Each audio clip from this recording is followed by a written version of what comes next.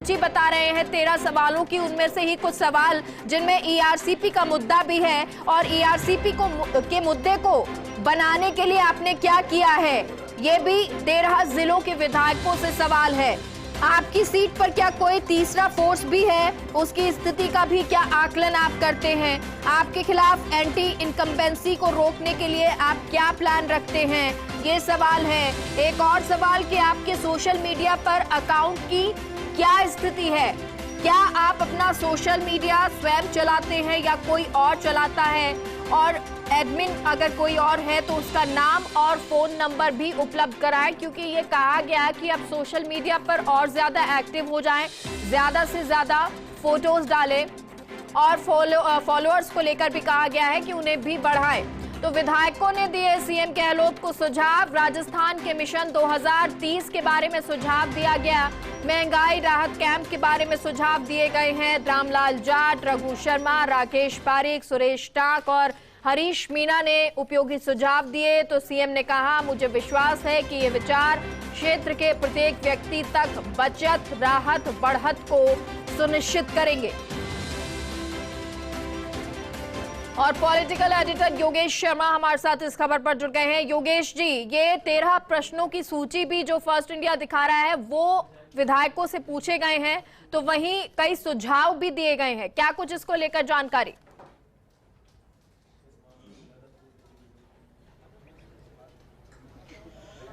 देखिए, जो सबसे बड़ा सवाल है वो है धार्मिक और सामाजिक समीकरण। धार्मिक समीकरण का अर्थ है कि भारतीय जनता पार्टी का एक बड़ा बेस रहता है कि धर्म की जो सियासत है वो उनके पक्ष में जाती है। जब जब जहाँ जहाँ जिन जिन विधानसभा क्षेत्रों में हिंदू और मुस्लिम धर्म के बीच वोटों का डिवाइडेशन हो जाता है अपरिहार्य कारणों से, तात्कालिक वहाँ की परिस्थितियों के कारण, तो वो plus point Bharatiya Janata party को जाता है। मेजोरिटी ऑफ वोट्स जो है वो बीजेपी के को ट्रांसफर होते नजर आते हैं। इसीलिए ये पूछा गया है विधायकों से कि धार्मिक समीकरण, धार्मिक समीकरण का अर्थ है कि उस इलाके में क्या इस तरह से वोटों के डिवाइडेशन की संभावनाएं हैं, क्या इस तरह से वोट वहाँ हिंदू और मुस्लिम में बढ़ सकते हैं, क्या वहाँ किसी भी तरह का कम्युनल कोई इफेक्ट है। अभी आपने देखा होगा कि उदयपुर में एक घटनाक्रम हुआ था जब गला रेत दिया गया था आतंकवादियों के द्वारा, और तो उसके बाद का जो असर सामने आया, तो हिंदूवादी संगठन, भारतीय जनता पार्टी की विचारधारा से जुड़े संगठन, मात्र संगठन जो है बीजेपी का, तमाम जो संगठन है वो एक तरह से लामबंद होकर कांग्रेस सरकार को घेरने लग गए। तो ये ऐसे कई कारण है। कई जगह पर आपने देखा होगा बीते दिनों में जहाँ जहाँ रामनवमी के अवसर पर कुछ जगह ऐसे ऑर्डर निकले वहाँ के जिला प्रशासन के द्वारा कि यहाँ रैली नहीं निकाली जा सकती, यहाँ लाउड स्पीकर नहीं चलाया जा सकता, यहाँ अन्य कारणों से यहाँ पर रूट बदल दिए गए जुलूस के, या जुलूस में भगवा ध्वज नहीं फहराया जा सकता। ऐसे कई कारण जो वहाँ लोकल मानसिकता पर क्या असर डालते हैं, मेजोरिटी ऑफ वोट्स और जो माइनॉरिटी ऑफ वोट्स है उस पर कितना एक पेच खड़ा करते हैं, कितना विभाजन करते हैं। तो वो जो हालात है उसके बारे में एक विस्तृत टिप्पणी भर के विधायकों को कांग्रेस लीडरशिप को देनी है, क्योंकि ये डैमेज का कारण कांग्रेस का हमेशा रहता है। बीते चुनाव में हमने देखा कि एक घटनाक्रम हो गया था, भरतपुर के मेवात के इलाके की बात है, जब गोपालगढ़ कांड हुआ तो उसका खामियाजा कांग्रेस पार्टी को वहां पर उठाना पड़ा। नतीजन न केवल पूरे भरतपुर संभाग में कांग्रेस पार्टी को उसका नुकसान हुआ था। तो ये जो समीकरण है, तो हम जब डेवलपमेंट की बात करते हैं, विकास के आधार पर वोट लेने की बात करते हैं, लेकिन कभी कभी चुनाव में इस तरह की अन्य जो मुद्दे हैं वो हावी हो जाते हैं और विकास की जो बात है उसको नकार कर इन मुद्दों पर जनता वोट डाल देती है। तो ये तमाम जो मसले हैं वो बड़ा महत्वपूर्ण है।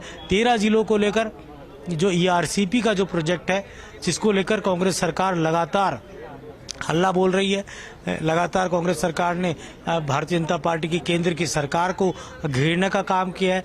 पीएम नरेंद्र मोदी की जो पिछले लोकसभा चुनाव के वक्त की जो भाषण थे उनको मुद्दा बनाया गया। गजेंद्र सिंह शेखावत जो कि केंद्रीय जल शक्ति मंत्री है, उनके बयानों को मुद्दा बनाया गया। तो 13 जिलों की ERCP की जो योजना है, जो वहाँ की जीवनदायिनी योजना कही जा रही है, जिसको लेकर राजस्थान की गहलोत सरकार ने अलग से बजट तक निर्धारित किया है और काम भी शुरू हो गया है। तो इस ERCP का इन 13 जिलों, जिनमें जयपुर से लेकर धौलपुर तक के जिले आते हैं, दौसा, सवाई माधोपुर, करौली, भरतपुर और कई ऐसे जिले हैं जो खास तौर से इस 13 जिलों, जो चंबल से जो लिफ्ट आके पानी इन जिलों में जाएगा और यहाँ पर सिंचाई और पेयजल की व्यवस्था को पूरा करेगा। तो 13 जिलों की एक अलग से पूरी कहानी बदल जाएगी। लेकिन प्रोजेक्ट को लेकर दिल्ली से, केंद्र से मंजूरी चाहिए। तो एक योजना क्या ये चुनावी मुद्दा रहेगा? ये बहुत सारे मुद्दे हैं और क्योंकि विकास पर तो लगातार फोकस मुख्यमंत्री अशोक गहलोत का और सरकार का है ही, लेकिन इसके अलावा धार्मिक और जातिगत जो फ्रंट है उस पर भी वो मजबूत रहे, इस पर भी कार्य किया जा रहा है। और अदिति हमारे साथ दिल्ली से जुड़ गई हैं। अदिति, आज 1-to-1 संवाद हो रहा है अजमेर और जोधपुर संभाग के विधायकों के साथ।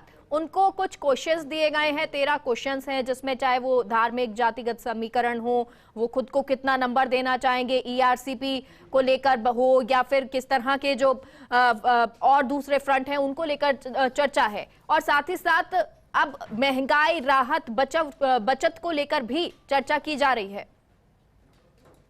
देखिए, ये डेटाबेस कलेक्शन, डेटाबेस क्रिएट किया जा रहा है। आप खुद विधायकों से पूछ रहे हैं कि आपकी परफॉर्मेंस कैसी है। आप अगर खुद को आंकते हैं अपने विधानसभा में तो कैसे आंकते हैं? अगर 10 में से नंबर दिए जाने पड़े तो आप खुद को कितने नंबर देंगे?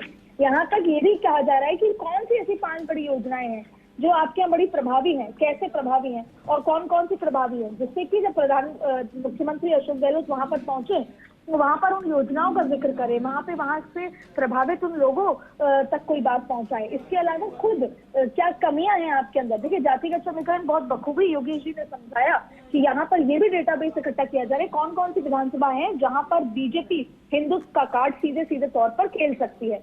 क्योंकि जब चुनाव में उतरेंगे तो जाति, धर्म, तमाम चीजें भी होंगी विकास के साथ साथ। ऐसे में ये भी एक सवाल था कि क्या नए जिले के संबंध में आपका कोई सुझाव या राय है, तो उनसे उनकी भागीदारी पूछी जा रही है, विधायकों से पूछा जा रहा है। क्योंकि ज्यादातर जिलों से वहां के जो विधायक हैं वो बहुत प्रभावित हुए हैं, लेकिन कई जगह ऐसा है जहां पर उनको कोई ना कोई चीज अगर नुकसान की ऐसी दिख रही है तो उसे क्या मैन किया जाता है। पूरी तरीके से चुनाव में उतरने से पहले विधायकों की राय, विधायकों की भागीदारी, क्योंकि कई बार क्या होता है कि आप बैठक करते हैं, कुछ से बात करते हैं, कुछ से बात नहीं कर पाते, कईयों के मन में कई सवाल होते हैं, तो 1-to-1 उस तरीके से बात नहीं हो पाती। आपको याद होगा कि अजय माकन ने भी विधानसभा में पॉलिटिकल 1-to-1 क्वेश्चनर किए थे, लेकिन ये एक सीधा संगठन की सशक्तिकरण और चुनाव में उतरने की तैयारी है, पूरा डेटाबेस है। इसके साथ साथ आपकी सीट पर क्या कोई तीसरा फोर्स भी है, यानी कि थर्ड फ्रंट की बात की गई है, उसकी स्थिति, उसका आकलन क्या है। सीधे तौर पे हर एक विधानसभा से हर एक विधायक की मुंह जबानी जो डेटाबेस तैयार किया जा रहा है, क्योंकि ये चुनाव में बहुत काम आएगा। और जब टिकट वितरण होगा या फिर जब कैंडिडेट उतारे जाएंगे तो इन्हीं के इस डेटाबेस पे तैयार होके ही उतारे जाएंगे। कईयों ने कहा है कि कोई थर्ड फ्रंट नहीं है, कईयों ने कहा है कि उपज रहा है, कईयों ने कहा है कि ये प्रभावी तौर पर है। इसके अलावा ठीक है, और इसके लिए लगातार ये एक आप डेटाबेस कह सकते हैं, जैसा आप अदिति कह रही हैं, और ये सही है कि जब पूरा कलेक्शन हो जाएगा उसके हिसाब से आगे टिकट भी वितरण होगा या फिर आगे कह सकते प्रचार प्रसार या भूमिकाएं नजर आएंगी। बहुत बहुत शुक्रिया अदिति पूरी जानकारी के लिए।